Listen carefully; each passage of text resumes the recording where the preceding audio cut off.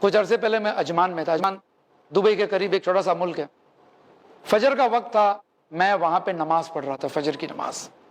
بھری ہوئی مسجد تھی. نماز ختم ہونے کے بعد میں نے دیکھا ایک شخص موٹا پہلوان, مڈل کلاس کا لگ رہا تھا, کوئی پیسے والا نظر نہیں آ رہا تھا, ایک کونے میں بیٹھ کر دعا کر رہا ہے. اور دعا کرتے کرتے وہ رو رہا ہے, جیسے عزیزی کے ساتھ کوئی دعا کیسے کرتا ہے, روتے روتے دعا کر رہا ہے. تو میری نظر, میری توجہ وہاں گئی, اٹینشن میرا وہاں, اور دیکھتے رہا یہ آدمی, یہ شخص یہ دعا کرتے جا رہا ہے. اتنے میں اس کا فون بجا, اس نے فون اٹھا کے بات کی. میں مسجد میں بیٹھا ہوں, صرف اللہ ہی سے تو دعا کر رہا ہوں, اور کوئی چارہ ہے نہیں. مطلب بتا رہا تھا کہ پرابلم اتنی سیریس نظر آ رہی ہے کہ اللہ کے سوائے کوئی مدد نہیں کر سکتا. وہ رو رو کے دعا کر رہا ہے. مجھے بھی دلچسپی ہوئی, کیا بات ہے بھائی, ایک آدمی اتنا کیوں رو رہا ہے مسجد میں فجر کے وقت. تو میں جا کر ذرا سا قریب بیٹھ گیا دیکھنے کے لیے, ہو سکتا ہے شاید میں کچھ کام آ جاؤں اس کو. اب وہ شخص دعا کر رہا ہے. اس کے بعد دعا ختم کی, آنسو پوچھے, اٹھ کے جانے لگا. میں بھی اٹھا, اس کے ساتھ گیا. میں نے کہا بھائی جان السلام علیکم. وعلیکم السلام.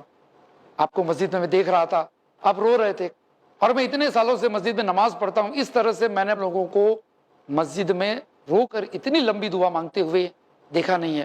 تو میں نے سوچا شاید آپ کو کوئی تکلیف ہے, میں آپ کے کچھ کام آ سکتا ہوں. تو کہنے لگا میری بھتیجی بیمار ہے اور ہاسپٹل میں ایڈمٹ ہے. اچھا دیکھو, بیٹی بھی نہیں ہے, بھتیجی ہے, بھائی کی بیٹی. تو میں نے کہا بھائی صاحب کچھ پیسے کی ضرورت ہے آپ کو, یو وانٹ اینی ہیلپ. کیونکہ آدمی کب اللہ کے پاس آتا ہے, عام طور پہ ایک دم کوئی بھی راستہ نظر نہیں آتا ہے, تب سب سے لاسٹ میں اللہ یاد آتا ہے کہ نہیں. سارے سورسز ختم, دوست نے ہاتھ اوپر کر دیا, فرینڈز نے نہ کہہ دیا, پیرنٹس تو ڈانٹیں گے, ہیلپ ہی نہیں کریں گے, چاچا تو ڈیڈی کو شکایت کریں گے, nobody is there to help you.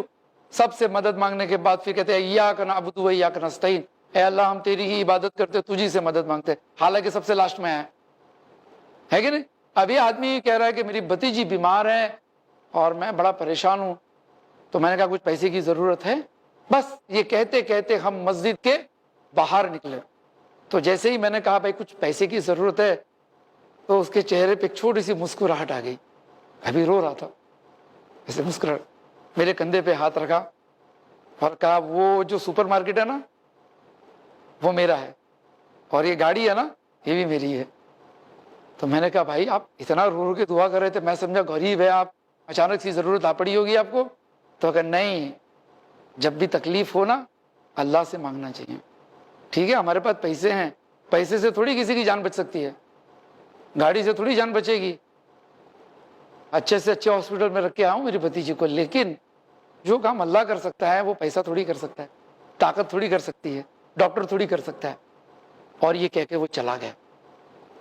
میں سوچتے رہا کہ کیا بات ہے, آج بھی دنیا میں ایسے لوگ ہیں, پیسے والے لوگ بھی, کہ ضرورت محسوس ہونے پر سب سے پہلے انہیں اللہ یاد آتا ہے.